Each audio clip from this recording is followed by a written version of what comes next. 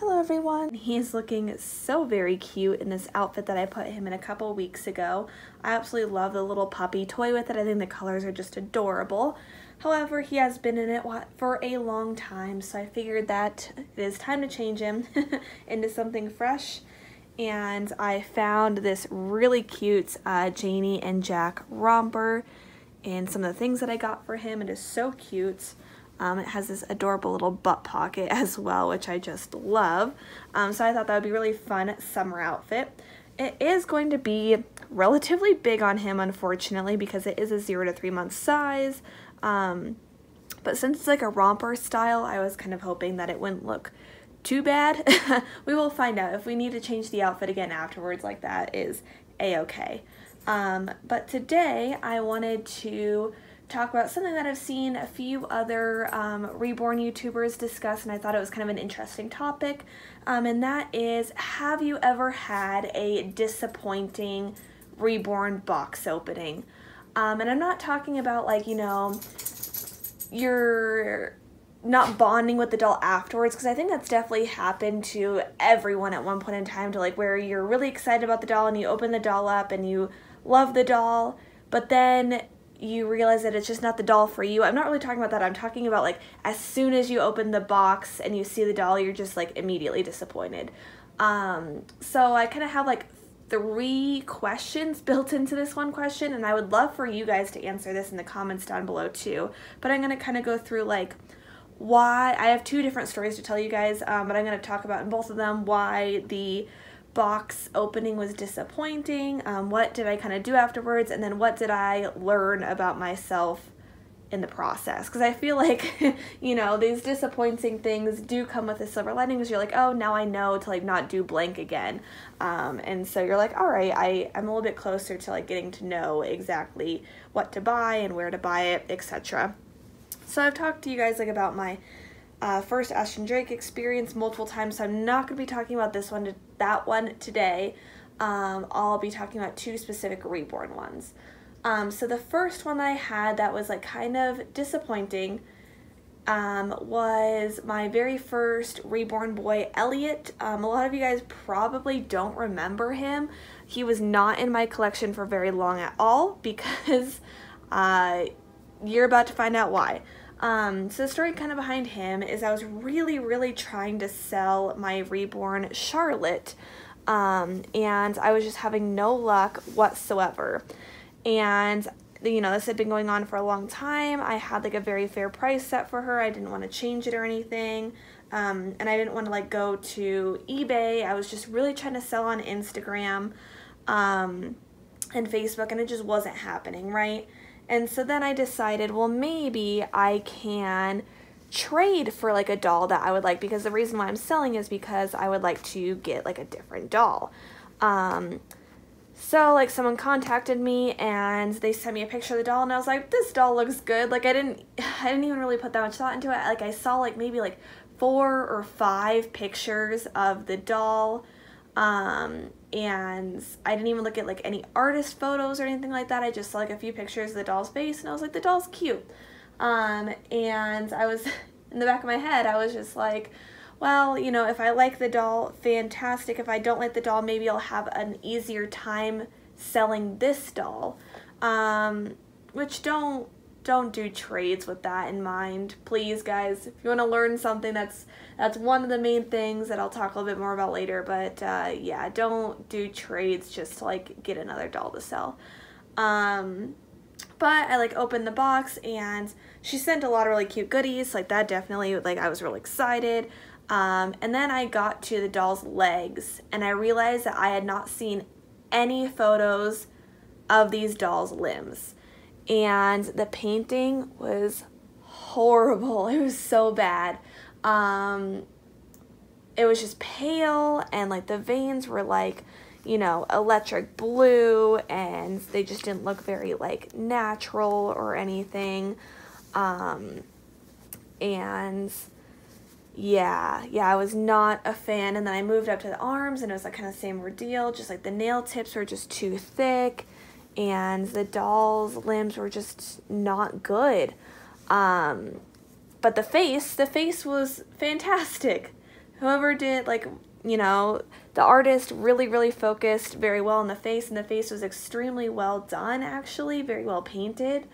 It was just the limbs, but my heart sunk as soon as I saw the limbs, and I just couldn't get past that. You know, I am the type of Reborn collector that really enjoys seeing all parts of the doll, and so I feel like all parts have to look realistic and look nice. So, like, what did I do? I still uploaded the video of her. It was, in the box it was a girl, but then I changed it to a boy. So his/her box opening, and I made a couple of videos with the doll, but I never really, like, expressed my sort of disappointment because it was a trade, and I don't know. I don't know why I didn't kind of document that part of my journey, but I just didn't. I don't know if I was, like, kind of embarrassed, and I was just like, I knew that I should have been doing, like, research, and I just didn't. So yeah, that was kind of just overall bad. And what I learned from that is you have to look at artist photos. So if, like, someone doesn't know the artist of their doll, that's, like, a really big red flag, because this person did not. And so yeah, you should always look at artist photos. If it's just impossible to find the artist photos, like, you have to look at good pictures of all of the doll, including their limbs. So I learned that that was super important. I also, like I said, learned that you shouldn't do a trade just to do a trade and get rid of a doll. You know, that's just not a good way to go about things, in my opinion. So yeah, so that was kind of the whole thing with that doll. And then the next experience that I had where I was kind of just a little disappointed, and this one I actually did kind of document how I was disappointed, and so, like, I'm actually kind of proud of that, because I feel like, you know, you should sort of be as honest as possible with your viewers, so it doesn't feel like you're faking it, if that makes sense. And I think that in my video with Elliot, you could kind of tell my disappointment, but I think it's better to just be honest about it and just be like, you know, this is what happened, it's a bummer that it happened, but here we are. So the next one was the silicone, my first silicone baby that I had, Maisie. And this one's actually a really interesting story. So, I saw this kit on, I think it was Sherry Bowden's website, like Bowden Babies or something like that, and I absolutely fell in love with the kit. And there was both a sleeping and an open-eyed version. I believe it's the Winnie kit. And I kind of wanted the sleeping kit because I saw more, like, examples on the internet of the sleeping kit, but I, like, kind of talked myself into getting the open-eyed kit instead, because my mom was like, oh, like, the open-eyed kit is cuter, and then I was like, oh, like, it kind of is really cute, I don't know. But there just wasn't very many examples of it, so I was just like, you know what, I'm just going to take the leap, I'm just going to do it. And what I should have done is I should have just had the doll painted by Sherry Bowden as well, because that was an option. But I just bought the kit, like, blank, so that I could kind of do, like, a two-part, like, payment thing. Like, I didn't have to, you know, pay for the kit and the painting service all at once. I could just buy the kit, hold the kit for a little while until I saved more money, and then I could get the doll painted. So that's, like, what my plan was. That is what I did. I ended up getting the the kit painted by, oh gosh, I can't even remember. The silicone artist was Angela, and I contacted her first, Angela Originals, but she wasn't available to do any painting, so she said that her daughter could do it. So I was like, oh, cool. And, like, her daughter's painting is actually very good. But, like, when I opened the box, it was kind of just a disappointment, and I'll sort of explain why. So, first thing is, like, there wasn't really any goodies whatsoever. It was just the doll in the box. And I don't know why, but, like, part of box openings for me is also just the fun of, like, opening up the goodies and, like, the suspense, you know? And so I feel like a good box opening, like, at least pack, like, 1 or 2 goodies, right? Like, it's not that much more expensive to get just, like, a pack of onesies and then, like, a dress or something. You know what I'm saying? Like, I just feel like that little extra effort means a lot to me. And so, like, I was super disappointed about that because I had, like, I was really looking forward to having, like, you know, like, a fun box opening. And it wasn't that much fun. The next thing with it is the doll's body just, like, wasn't right in my opinion. Like, it was just, like, overstuffed. And so when first thing when I picked up the doll, I could just tell that, like, something wasn't quite right. And that's an easy fix, but, like, when you're new to collecting, that kind of seems like a bigger deal because you don't exactly know how to fix it properly. So you're like, oh shoot, like, now what do I do, right? So I did end up fixing it later. And her limbs were beautiful, very well done. But when I got to her head, I just wasn't in love with her at all, you know? Like, I could tell immediately, I was just disappointed, like, she just wasn't the kit for me.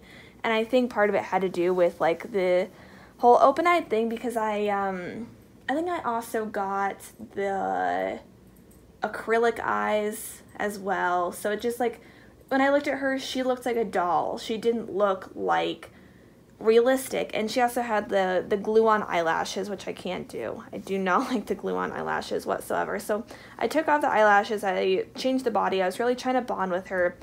But I did express on Instagram, not in her box opening at all, because I don't know, I just didn't even know, like, what to say or, like, how to feel. But on Instagram, I kind of, like, expressed that I was so excited for this silicone. Like, I had built up so much anticipation, and I shopped for this doll excessively, and I was waiting for her for so long, and I was really counting on her to be just, like, you know, the best, most beautiful doll ever. And, like, it didn't happen. And so I feel like my heart was really broken because I was just expecting, like, you know, pure magic. And, yeah, it just wasn't, you know, it just happens sometimes. I didn't contact the artist or anything because she did her job, you know, like, she painted the doll pretty well.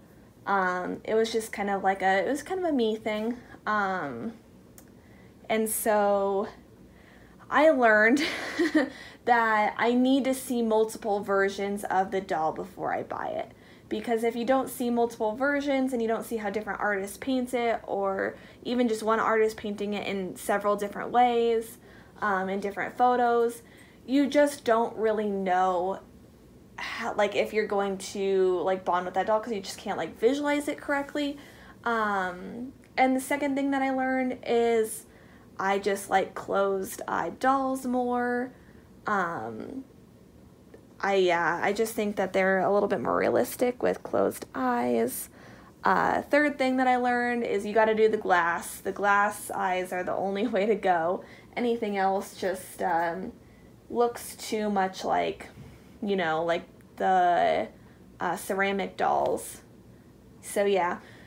And the eyelashes. I also learned that I just cannot do glue-on eyelashes. Kind of a lot of different things in this experience that I was just like, yep, nope. But the weird thing about it is I was just very determined to bond with this doll since it was so hyped up. And that's another thing that I also kind of learned is, like, don't hype up getting a new doll so much, because if you, like, you know, put your standards so incredibly high, you're probably going to be at least a little disappointed.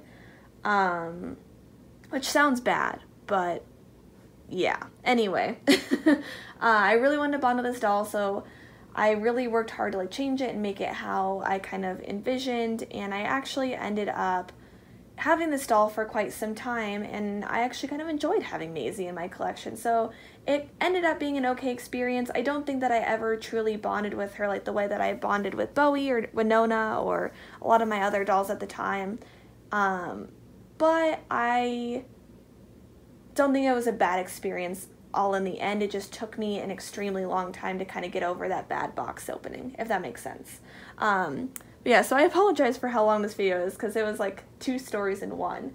But I would love to hear your guys' experience and sort of what came of it, you know, if anything good came of it, if, you know, you've changed your mind, if, you know, you had to talk to the artist because it was like a big devastating issue. Luckily that's never happened to me. Like no one's ever, you know, lied or tried to deceive me in any way. Like I kind of knew what I was getting into each time, or I just wasn't smart about it. So anyway, thank you guys so much for watching, and we will see you guys next week.